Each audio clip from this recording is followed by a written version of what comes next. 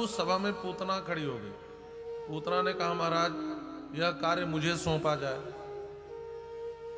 मैं इस ढंग से मारूंगी कि पता भी नहीं चलेगा कि आपने मरवाया है और आपका काम भी हो जाएगा। कंस ने पूछा, तो कैसे मारेगी?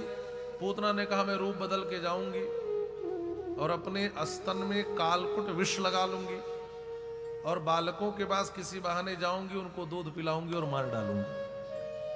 आपका काम भी हो जाएगा और नाम भी खराब नहीं होगा। कंस ने कहा, ए ठीक है। पूतना चली। कंसेन प्रहिता घोरा पूतना बाल घातिनी। इसका नाम है पूतना। पूतना का अर्थ क्या होता है? पूतान अपि नयतीति पूतना। जो पवित्रता का हरण करे उसको कहते हैं पूतना। या वृंदावन वाले अर्थ करते हैं पूतना। जिसके घर जाती उसी का पूत ना, पूत को ही खा जाती, इसलिए पूतना। कैसी है? कहा, बाल घातिनी, बालकों को मारती है। शिशु सचार निघ्नति। अरे महाराज, कितनी खतरनाक होगी जो नवजात बच्चों को मारे। अब आप सोच लो कितनी यह दुष्टा थी। पुरग्राम ब्रजादिषु, पुर मथुरापुर, ग्राम गोकुल ग्राम, ब्रजादिषु, पूरे ब्रजमंडल के बालकों को मारने की योजना लेकर चली महाराज। लेकिन जहां जाती हर जगह एक ही चर्चा, नंद का छोरा कितना सुंदर है, यशोदा का लाला कितना सुंदर है, नंद का छोरा कितना सुंदर है, यशोदा का लाला कितना सुंदर। पूतना ने कहा, हो न को हो, महाराज का शत्रु कहीं यही तो नहीं, क्योंकि पूरे ब्रजमंडल में एक ही लाला की चर्चा चल रही है। पूतना ने कहा, औरों को तो बाद में मारूंगी, पहले इसी को खत्म करती हूं। और पूतना सीधे गोकुल गांव में आ गई और आकर के एक सुंदर रूप बनाया। योषित्वा माये आत्मानं प्राविशत कामचारिणी। इतना सुंदर रूप बनाया कि इसको देखकर ऐसा लगता है जैसे साक्षात भगवती लक्ष्मी ही आ गई हो अपने पति नारायण का दर्शन करने के लिए। अमंसतां भोज करेण रूपिणीम गोप्य श्रियम द्रष्टुमिवागतां पतिम। ऐसा लग रहा है जैसे श्री ही अपने पति नारायण का दर्शन करने आई हो। इतना सुंदर रूप बनाकर आई है और अपने स्तन में विष लगाकर मारने के लिए आई है। पूतना का रूप क्या है? का ऊपर से सुंदरी है और हृदय में जहर भरा है। पूतनाएं ऐसी ही होती हैं, ऊपर से देखने में सुंदरी, लेकिन भीतर हृदय में इनके जहर भरा होता है, विष भरा होता है।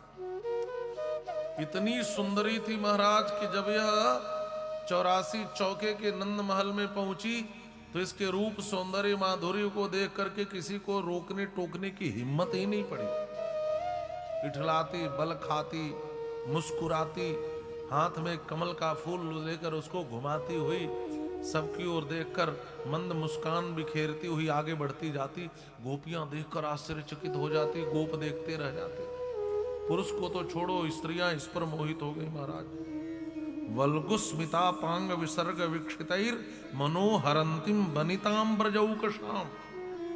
स्त्रियों के मन का भी हरण कर ले रही है, इतनी सुंदरी बन करके आई है ये। सब इसको देख रही है। एक कहती, हरी ये कौन है? दूसरे ने कहा, गांव में तो कभी नहीं देखा। तीसरी कहती है, हमने तो ब्रज में भी नहीं देखा। किसी ने कहा, ओ हो, कहीं किसी रिश्तेदार की रिश्ते में आती होगी यशोदा के। एक गोपी ने कहा, नहीं नहीं, मैं तो रिश्ते वाली ही हूं, ये हमारे रिश्ते में नहीं आती। तो एक ने कहा, जरूर बचपन की कोई सहेली होगी, हम क्या जाने कौन है। हमारा सब देखें, आपस में खुसर फुसुर करें और ये सीधे संपूर्ण आत्मविश्वास के साथ घुसी जा रही है। हाँ, फुल कॉन्फिडेंस के साथ। ये जो आतंकवादी होते हैं ना, जितनी ट्रेनिंग लेकर आते हैं, ऐसे ट्रेंड होते हैं ये, कोई हिचक नहीं, कोई भय नहीं होता। ये सीधे आत्मघाती बम बन के घुस जाते हैं महाराज। ये घुस ही रही है पूरा मारने के लिए, फुल कॉन्फिडेंस में, संपूर्ण आत्मविश्वास के साथ। सीधे आंगन में पहुंच गई जहां कन्हैया का पालना है। मैया यशोदा एक गोपी से कुछ बातचीत कर रही थी, वहीं पहुंच के कहती है, क्यों री नंदरानी, ये पहला लाला हुआ है क्या? और मैया यशोदा तो चौंक गई, ये कौन है, बड़ी सुंदरी है, कहां से आ गई? मैया यशोदा ने सिर हिला के कहा, हाँ हाँ, लेकिन तुम्हें कैसे पता? उसने कहा, लाला का पेट फक फक कर रहा है तो बैठ के गप्पे लड़ा रही है, इसी से लग रहा है कि पहला लाला हुआ है। आजा नंदरानी चिंता मत करो, मैं इसे दूध पिला देती हूँ। इतना कह करके वह पूतना जो सुंदरी बनकर आई थी कन्हैया के पालने के पास आ गई। कन्हैया ने मासी जी को देख लिया और कहा, है तो मौसी लेकिन ये मौत सी दिखाई दे रही है। मौसी जी मौत सी बन के आई। विबोध्यतां बालक मारिकाग्रहम् चराचरात्मा सनिमीलिते क्षणः अनन्तमारोपयदङ्कमन्तकम् यथोरगं सुप्तमबुद्धिरज्जुधि। विबुध्यतां बालक मारिकाग्रहम्। कन्हैया ने देखा तो क्या किया? चराचरात्मा सनिमीलिते क्षणः। चराचर के आत्मा ने, चराचर के आत्मा ने, भगवान श्याम सुंदर श्री कृष्ण चंद्र ने क्या किया? निमीलित क्षण अपने आंखों को बंद कर लिया। कन्हैया ने आंखें बंद क्यों की? संतों ने इसका भी बड़ा स्वाद लिया, अलग अलग उत्प्रेक्षाएं की। एक संत हुए श्री हरि सूरी जी महाराज, 108 उत्प्रेक्षा तो उन्होंने अकेले की है कि पूतना ने आंख बंद क्यों, पूतना को देखकर कन्हैया ने आंखें बंद क्यों की। एक संत कहते हैं कन्हैया ने सोचा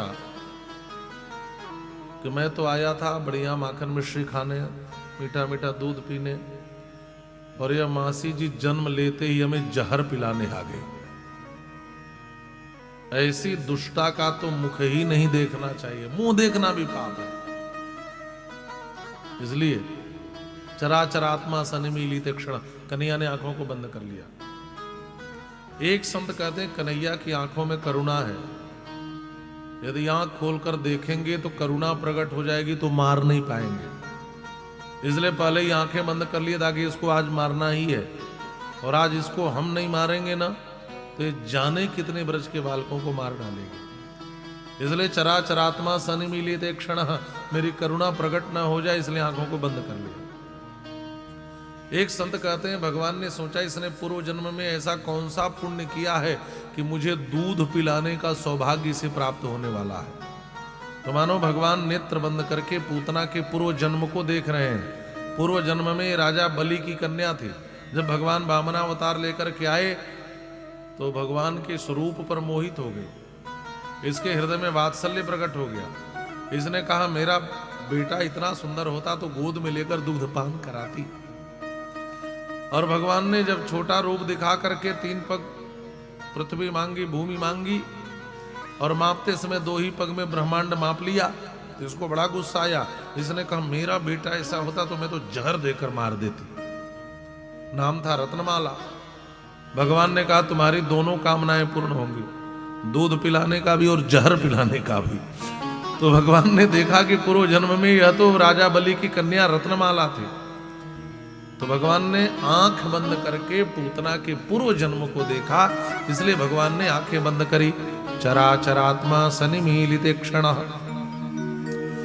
एक संत कहते हैं भगवान जिसको मारते हैं उसको सदगति देते हैं, और जो भी भगवान के धाम को जाता है उस सूर्य और चंद्र इन 2 मार्गों से जाता है। भगवान के नेत्र ही सूर्य और चंद्र हैं। तो सूर्य और चंद्र ने कहा प्रभु आप इस दुष्टा को भले मारकर अपने धाम को भेजें, लेकिन हम इसे अपने मार्ग से नहीं जाने देंगे। इसलिए मानो भगवान के नेत्र रूपी सूर्य और चंद्र ने अपने लोक के किवाड़ को बंद कर लिया, इसलिए भगवान की पलकें गिर गई और आंखें बंद हो गई। इसलिए चराचरात्मा सनिमीलित क्षण, इसलिए भगवान की आंखें बंद हो गई। एक संत कहते हैं कन्हैया ने सोचा ये तो मुझे दूध पिलाएगी लेकिन विष लगा कर आई है, और विष पीने का अभ्यास तो एक ही देवता को है और वो है महादेव। तो मानो भगवान श्याम सुंदर नेत्र बंद करके भगवान भोलेनाथ का आह्वान कर रहे हैं कि बाबा जरा आ जाओ, चलो आज दोनों लोग पीते हैं, मैं दूध पी लूंगा और विष पी लेना, क्योंकि आपका अनुभव आपका अभ्यास विष पीने का है। तो मानो भगवान नेत्र बंद करके भोलेनाथ को आहूत कर रहे हैं बाबा आ जाओ। इसलिए चराचरात्मा सनिमीलित क्षण, इसलिए भगवान के नेत्र बंद हो गए। एक संत कहते हैं उदरवर्ती, भगवान के उदर में ब्रह्मांड है, उधर वर्ती ब्रह्मांड के जीव घबरा गए, भगवान ने कहीं विष पी लिया तो हम सब मर जाएंगे। तो मानो भगवान नेत्र बंद करके उन जीवों को सांत्वना दे रहे हैं, चिंता मत करो तुम्हारा कुछ नहीं होगा। इसलिए भगवान के नेत्र बंद हो गए। चराचरात्मा सनिमीलित क्षण। अब भगवान ने आंखें क्यों बंद की भगवान ही जाने, लेकिन जो संतों ने जाना वो मैंने निवेदन कर दिया। अब ये आई महाराज कन्हैया को गोद में उठा ली और कन्हैया के मुख में अपना स्तन दे दिया पान करने के लिए। भगवान ने भी गाढ़म कराभ्याम भगवान प्रपीड्य तत् प्राणै समम रोष समन्वितो पिबत। दोनों हाथों से उसके पयोधर को पकड़कर भगवान भी चुसुर चुसुर करके दुग्ध पान करने लगे। भगवान पीने लगे दूध और भगवान शिव पीने लगे विष। आप कहेंगे यहाँ भगवान शिव का नाम तो नहीं लिखा है, क्या लिखा है? का प्राणै समम रोष समन्वितो पिबत। आचार्यों ने कहा है जो रोष शब्द है ना, इसी से रोषाधिष्ठात्र देवता भगवान शिव की उत्प्रेक्षा हो जाती है। ये रोष शब्द ही इस बात को प्रकट कर देता है कि रोषाधिष्ठात्र देवता भगवान शिव भी यहां पर आ गए। तो कन्हैया लगे दूध पीने और भगवान शिव लगे विष पीने, और दोनों का साझा चेला आ गया काल, लगा पूतना का प्राण पीने। तीन चीजें एक साथ पी जाने लगी। प्राणै समम रोष समन्वितो पिबत। कन्हैया दूध, भोलेनाथ विष, और काल ने प्राण ही खींचा। और जैसे प्राण खींचा वैसे चिल्ला पड़ी, छोड़ छोड़ छोड़, अरे लाला छोड़ दे। सामुंच मुंचालमिति प्रभाषिणी निष्पीड्यमानाखिल जीवमर्मिणी विवृत्य नेत्रे चरणौ भुजौ मुहुः प्रस्विन्न गात्रा क्षिपतिरुरोधः। सामुंच मुंचालमिति प्रभाषिणी, मुंच मुंच माने छोड़ छोड़। ये छोड़ छोड़ क्यों कह रही है? लाला छोड़ दे छोड़ दे छोड़ दे। मुंच मुंच मुंच क्यों मुंच मुंच कह रही है? आज पूतना के जीवन में एक नया अनुभव हुआ। क्या अनुभव हुआ? का अभी तक पूतना बालकों को पकड़ती थी, आज उल्टा हो गया, बालक ने ही पूतना को पकड़ लिया। अभी तक पूतना छुड़ाई जाती थी, आज पूतना बालक को छुड़ा रही है। अच्छा, उसमें पूतना किसी बालक को पकड़ लेती थी तो बालक खाना पीना छोड़ दे महाराज। तो माताएं किसी बालक को या अपने बालक को लेकर किसी तांत्रिक मांत्रिक के पास जाती तो तांत्रिक लोग मंत्र पढ़ते। उस समय का सबसे फेमस मंत्र था तंत्र का, पूतना छुड़ाने वाला, बालकम मुंच मुंच पूतने, बालकम मुंच मुंच पूतने। तंत्र में एक शब्द दो दो बार आते हैं ना, मारे मारे, काटे काटे, तोसे तोसे, मुंच मुंच। यदि आप तंत्र के मंत्र से परिचित होंगे तो उस समय का मंत्र था बालकम मुंच मुंच पूतने। तो यह मंत्र पढ़ते ही पूतना की शक्ति काम नहीं करती, वो बालक को छोड़ देती। तो पूतना ने सोचा कि मुंच मुंच इस मंत्र को पढ़ने से मेरी शक्ति काम नहीं करती थी, तो यदि मैं इस मंत्र को पढ़ूं तो शायद बालक मुझे छोड़ दे। तो मानो ये पूतना भी तंत्र का मंत्र पढ़ रही है कि बालक छोड़ दे, इसलिए कह रही है सा मुंच मुंचालमिति प्रभाषिणी निष्पीड्यमानाखिल जीवमर्मिणी विवृत्य नेत्रे चरणौ भुजौ मुहुः प्रस्विन्न गात्रा क्षिपतिरुरोधः। दूसरा भाव यह है, मुंच मुंच माने मुक्ति दे दो, मुक्ति दे दो। कन्हैया से करिए हे गोविंद, मैं जन्म जन्मांतर से अनेक योनियों में भटक रही हूं। जीव तब तक भटकता रहता है जब तक आपके सामने ना आ जाए, और आपकी तो घोषणा है सन्मुख हो जीव मोहि जब ही जन्म कोटि अघिनाश ही तब ही। और अब यह भटकते भटकते पूतना आपके शरण में आ गई है। गोविंद मुंच मुंच माने मुक्ति दे दो, मुक्ति दे दो, मुक्ति दे दो। तो मुंच मुंच का अर्थ है पूतना मानो भगवान से मुक्ति मांग रही है। इसलिए सामुंच मुंचालमिति प्रभाषिणी निष्पीड्यमानाखिल जीवमर्मिणी। तीसरा भाव यह है कि पूतना आई तो थी मारने, लेकिन हम लोग जिनसे भागवत पढ़ते थे वो आचार्य जी कहते थे, उनका भाव वो कहते थे भगवान ने जब दूध पीना शुरू किया तो पूतना के शुष्क हृदय में थी तो स्त्री, इसका मातृत्व जाग गया महाराज। इसके शुष्क हृदय में भी रस प्रकट हो गया, वात्सल्य रस प्रकट हो गया। भगवान जिसकी छाती में मुख लगा दे महाराज, उसके जन्म जन्मांतर का सोया हुआ मातृत्व नहीं जगेगा क्या? और जब भगवान दूध पीना शुरू किए तब यह भावुक होकर कहती, हरे लाला छोड़ दे छोड़ दे। मेरे इस दूध में विष लगा है, इसलिए तू मत पी, छोड़ छोड़ छोड़ दे छोड़ दे। इसलिए वात्सल्य भाव से पूतना करिए, लाला सामुंच मुंचालमिति प्रभाषणी निष्पीड्यमान अखिल जीव मरविणी। छोड़ दे तू मत पी, इसमें विष है, इसलिए पूतना करिए सामुंच मुंचाल। मुंच मुंच माने छोड़ दे। कन्हैया ने कहा, मौसी जी मेरा एक नियम है, मैं पहले तो पकड़ता नहीं और पकड़ लेता हूं तो फिर छोड़ता नहीं। चिंता मत करो, मैं तो मुक्ति देकर के ही छोड़ूंगा। चिल्लाते हुए महाराज पूतना अपने असली रूप में आ गए, विकराल रूप में, और भागी मथुरा की ओर। लेकिन मथुरा पहुंच नहीं पाई। कन्हैया ने इसके प्राण को ही खींच लिया और रास्ते में ही 6 कोस के जंगल पर धड़ाम से गिरी। बोलिए पूतना भंजन भगवान की जय। भगवान ने पूतना का उद्धार कर दिया। पतमानोपि तद्देह स्त्रीगभ्युत्यन्तरद्रुमान् चूर्णयामास राजेंद्र महदासीत् तदद्भुतम्। भगवान सुखदेव कहते हैं, राजन पतमानोपि तद्देह, उसके गिरने से त्रिगव्यूति अंतरद्रुमान। त्रिगव्यूति माने 3 गव्यूति माने 6 कोस, 1 गव्यूति माने 2 कोस।